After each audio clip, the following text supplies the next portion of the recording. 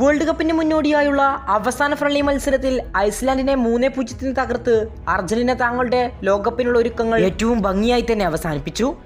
ഈ മത്സരത്തിൽ അർജന്റീനക്കായി Valentine Barco, Lionel Messi, Thiago Almada എന്നിവരാണ് ഗോളുകൾ നേടിയത്. രണ്ടാം പകുതിയിൽ കളത്തിലിറങ്ങിയ ലിയണൽ മെസ്സി മിന്നും പ്രകടനമാണ് നടത്തിയത്. കളിക്കളത്തിലേക്കെത്തി വെറും 1 മിനിറ്റിനകം ലിയോ മെസ്സി ഗോളും സ്വന്തമാക്കി. 86-ാം മിനിറ്റിൽ തിയാഗോ അൽമേഡ നേടിയ ഗോളിന് ലിയണൽ മെസ്സിയുടെ പ്രിയ അസിസ്റ്റും ഉണ്ടായിരുന്നു. അങ്ങനെ ഐസ്ലാൻഡിനെ തകർത്ത് ഗംഭീര പ്രകടനം. മത്സരം അവസാനിക്കുന്നു. ലിയണൽ മെസ്സിയുടെ അടുത്തേക്ക് പല ഐസ്ലാൻഡ് താരങ്ങളും വരുന്നുണ്ട്. ഇതിനിടെ ഒരു താരം വരുന്നു. എന്നിട്ട് ലിയണൽ മെസ്സിയുമായി കൈകൊടുത്ത ശേഷം ലിയണൽ മെസ്സിയോട് ഇങ്ങനെ പറയുന്നു: ഹലോ, എന്നെ അറിയുമോ? നിങ്ങൾ എൻ്റെ പപ്പയോടൊപ്പം കളിച്ചിട്ടുണ്ട്. പെട്ടെന്ന് തന്നെ ലിയണൽ മെസ്സി അവൻ്റെ മുഖത്തേക്ക് നോക്കുന്നു. പേര് ഡാനിയൽ ഗുഡ് ജോൺസൺ എന്നാണ്. മെസ്സി ഉടനെ തന്നെ അദ്ദേഹം ആരാണെന്ന്, ആ പയ്യൻ ആരാണെന്ന് കണ്ടുപിടിക്കുന്നു.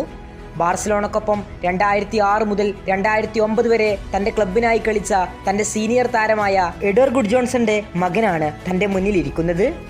ലിയണൽ മെസ്സിക്ക് പ്രിയപ്പെട്ട താരങ്ങളിൽ ഒരാളായിരുന്നു എഡ്വർ ഗുഡ് ജോൺസൺ. അദ്ദേഹത്തിന്റെ മകനാണ് ഇപ്പോൾ തന്റെ മുന്നിലുള്ളതെന്ന് ലിയണൽ മെസ്സി മനസ്സിലാക്കുന്നു. ലിയണൽ മെസ്സി ബാർസലോണയിൽ എഡ്വർ ഗുഡ് ജോൺസനൊപ്പം കളിക്കുമ്പോൾ ഈ ചെറുക്കൻ ജനിച്ചിട്ട് പോലും ഇല്ലായിരിക്കാം.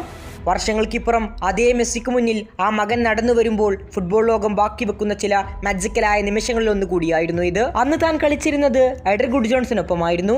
ഇപ്പോൾ ഇതാ വർഷങ്ങൾക്കിപ്പുറം അദ്ദേഹത്തിന്റെ മകനെതിരെയും ലിയണൽ മെസ്സി കളിക്കുകയാണ്. ലിയണൽ മെസ്സി മറ്റുള്ള ഐസ്ലാൻഡ് താരങ്ങളിൽ നിന്നെല്ലാം വ്യത്യസ്തമായി ഡാനിയൽ ഗുഡ് ജോൺസനെ ട്രീറ്റ് ചെയ്യുമ്പോഴാണ് ക്യാമറ കണ്ണുകൾ ഇത് ഒപ്പിയെടുത്തതും. ഡ്രസ്സിംഗ് റൂമിൽ വെച്ച് ലിയണൽ മെസ്സി തന്റെ മറ്റൊരു ജേഴ്സി ഡാനിയൽ ഗുഡ് ജോൺസന് സമ്മാനമായി നൽകിയെന്നും റിപ്പോർട്ടുകളുണ്ട്.